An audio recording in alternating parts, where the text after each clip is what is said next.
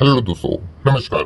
SMKC channel में मैं आपसे बिलोंग का दिल से बहुत बहुत स्वागत करता हूँ। सो दोस्तों, इस वीडियो में हम लोग बात करने वाले हैं आज के दिन की एक बहुत ही इंपॉर्टेंट खबर है। यस, बट वीडियो को स्टार्ट करने से पहले ही मैं आपको बताना चाहूंगा, जो ये खबर है वो रिपोर्ट के जरिए हम लोग को देखने को मिल रही है।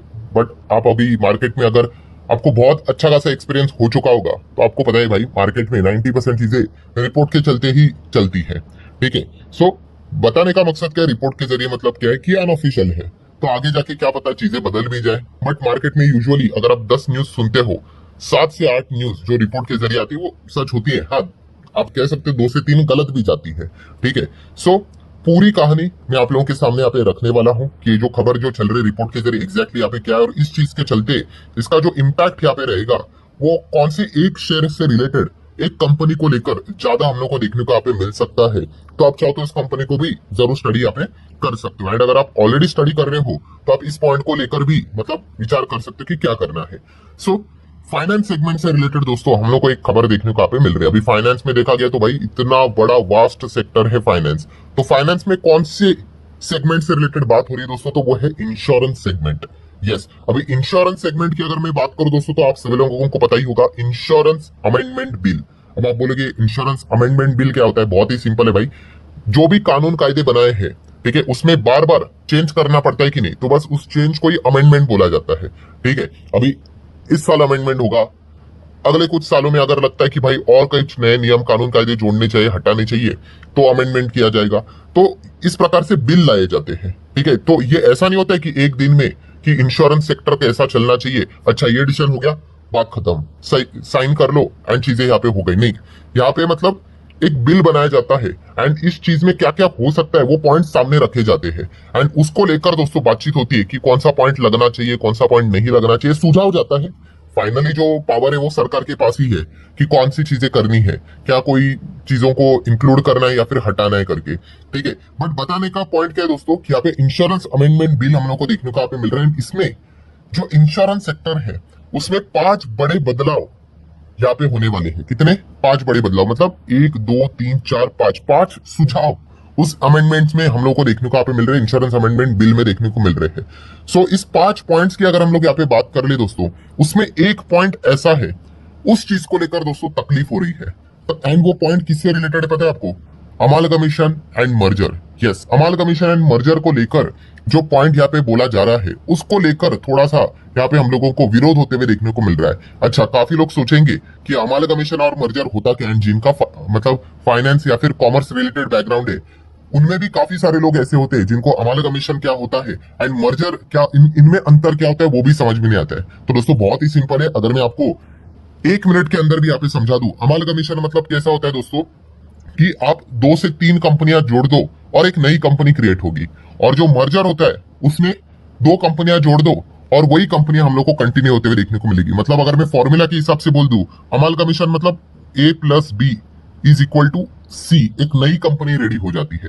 एंड मर्जर की बात करें तो A+B is equal to AB। ठीक है, ये कंपनियां देखने को मिलेगी। अभी आप देख सकते हैं ना मर्जर के कितने एग्जांपल है। L&T इन्फोटेक माइंट्री देख लो। ठीक है, L&T इन्फोटेक एंड आप सभी लोगों को पता ही है वो माइंट्री, अलग अलग कंपनियां थी, अभी क्या हो गया, एक साथ हो गए कि नहीं, L&T इन्फोटेक माइंट्री बन गया। पीवीआर आइनॉक्स देख लो, पीवीआर अलग थी, आइनॉक्स थी, अभी दोनों के नाम देखने को मिलते कि नहीं, पीवीआर आइनॉक्स। ठीक है, ऐसे बहुत सारे एग्जांपल देखने को मिलेंगे। सो अगर आप देखोगे अमालगमेशन मतलब क्या, ये देखो, अ कॉम्बिनेशन ऑफ 2 और मोर companies into a new entity, नई कंपनी बनती है। हमने देखा ना A+B होकर C रेडी होता है। और मर्जर में क्या होता है दोस्तों, एन एग्रीमेंट दैट, यहाँ पे 2 existing company into a 1 new company हम लोग को देखने को यहाँ पे मिल जाता है। ठीक है, इसी को मर्जर अमालगमेशन यहाँ पे बोलते हैं। एंड जैसे कि अभी मैंने आपको बताया कि ये जो इंश्योरेंस अमेंडमेंट बिल देखने को मिल रहा है, यहाँ पे कुल मिला के 5 पॉइंट यहाँ पे थे, और ये जो 5वां नंबर का पॉइंट देखने को यहाँ पे मिल रहा है उसको लेकर दिक्कत हुई है। सो क्या दिक्कत हुई है भाई, कौन सा मर्जर को लेकर दिक्कत हो रही है? तो दोस्तों यहाँ पे एक सुझाव यहाँ पे जा चुका है उस अमेंडमेंट बिल में कि यहाँ पे देखो, अगर एक इंश्योरेंस कंपनी है, ठीक है, अगर इसको अगर मर्जर करना है दोस्तों, अभी के रूल क्या मैं हिसाब से मैं आपको बता रहा हूं, अगर एक इंश्योरेंस कंपनी है, अगर इसको मर्जर करना है, अमालगमेशन में जाना है, तो उनको एक और इंश्योरेंस कंपनी के साथ ही डील करना पड़ेगा। मतलब क्या है दोस्तों कि इंश्योरेंस कंपनी को इंश्योरेंस के साथ ही चलना पड़ेगा, तभी जाके आप मर्जर कर पाओगे। ये अभी तक का नियम कानून कायदा चल रहा था। पर दोस्तों अब उस अमेंडमेंट बिल की अगर बात करें, ठीक है, उसमें ये 5वां नंबर का पॉइंट जो देखने को यहाँ पे मिल रहा है, उसमें ये लिखा हुआ है कि अब इंश्योरेंस कंपनी चाहे तो नॉन इंश्योरेंस कंपनी के साथ भी मर्जर कर सकती है। ये वाला पॉइंट यहाँ पे लिखा हुआ है दोस्तों, एंड इस पॉइंट को लेकर बवाल मचते हुए देखने को यहाँ पे मिल रहा है। एंड आप सभी लोगों को पता है बात इंश्योरेंस की हो रही है, तो IRDAI तो भाई बीच में आएगा ही आएगा। तो IRDAI ने क्या किया था, एक कमेटी फॉर्म की थी, 7-8 लोगों की कमेटी देखने को मिली थी, जो कि SBI के जो एक्स चेयरमैन हम लोग को देखने को मिलते थे, वो इस कमेटी को यहाँ पे लीड कर रहे थे। एंड ये भी अल्टीमेटली यहाँ पे क्या करेंगे कि ये जो इंश्योरेंस अमेंडमेंट जो बिल था, ये जो कमेटी थी, उनको बोला कि भाई जरा आप देख लो, इसको रिव्यू कर लो, थोड़ा सा बवाल मच रहा है यहाँ पे आपका, यहाँ पे मतलब क्या चीजें देखने को यहाँ पे मिल रही है। एंड दोस्तों उनकी भी अगर हम लोग यहाँ पे बात कर ले दोस्तों, जो ये बिल हम लोग को देखने को मिल रहा है, इंश्योरेंस अमेंडमेंट बिल देखने को मिल रहा है, तो इस कमेटी ने भी यहाँ पे रिपोर्ट के जरिए दोस्तों यही खबर यहाँ पे सामने आ रही है, इस चीज का विरोध किया है। यस, मतलब मैक्सिमम लोग जो इस चीज को यस कह रहे थे, तो इस कमेटी ने भी यहाँ पे इस चीज को अपोज किया है, नो कहा है। मतलब उनका भी कहना यही है, मतलब अगर आप पूछोगे वाई, तो उनका भी अल्टीमेटली आउटकम यही है कहने का कि भाई इंश्योरेंस कंपनी का जो पुराना रूल था कि अगर उसको मर्जर करना है भाई इंश्योरेंस के साथ ही चलो, नई कंपनी बनानी तो इंश्योरेंस वाली ही बना दे एंड वही बिजनेस चले। बट अगर आप इस चीज को, अगर आप जो चेंज करने का प्रस्ताव सामने रख रहे हो कि insurance can go with the non insurance company, merger होगा यहाँ पे, तो बहुत ज्यादा दिक्कतें हो सकती है। कैसे दिक्कत हो सकती है कि एक इंश्योरेंस कंपनी में क्या होता है नॉर्मली, अल्टीमेटली क्या होता है कि आप कोई भी इंश्योरेंस लेते हो, कुछ भी हो जाता है अनहोनी घटना, तो उस हिसाब से आपको क्लेम मिलता है, पैसे मिलते हैं।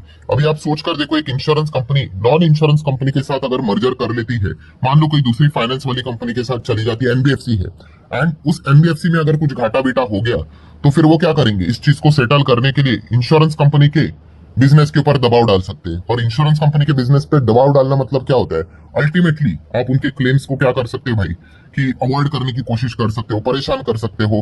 ठीक है, आपको बताइए इंश्योरेंस सेगमेंट वैसे भी कैसा चलता है। तो इसी चीज को लेकर यहाँ पे इस कमेटी ने भी साफ साफ यहाँ पे मना किया है कि बोलते हैं ये पॉइंट नंबर जो 5 है भाई, इसको लागू यहाँ पे मत करना कि insurance company can go with the non insurance company, मतलब मर्जर के हिसाब से मैं बात कर रहा हूँ। तो यही चीज हम लोग को फिलहाल तो आज के दिन देखने को यहाँ पे मिली है। एंड इसी पॉइंट को लेकर अगर हम लोग यहाँ पे बात कर ले दोस्तों, ठीक है, तो चर्चा हम लोग को होती हुई देखने को मिली थी। मतलब क्या दोस्तों कि ये जो कमेटी हम लोग को देखने को मिल रही है, अब ये क्या करेगी, IRDAI को अपना सुझाव देगी। ठीक है, और ये रिपोर्ट के जरिए खबर सामने आई है कि इस कमेटी ने भी बोला है पॉइंट नंबर 5 भाई मत लागू करना। ठीक है, बाकी सारी चीजें ठीक है।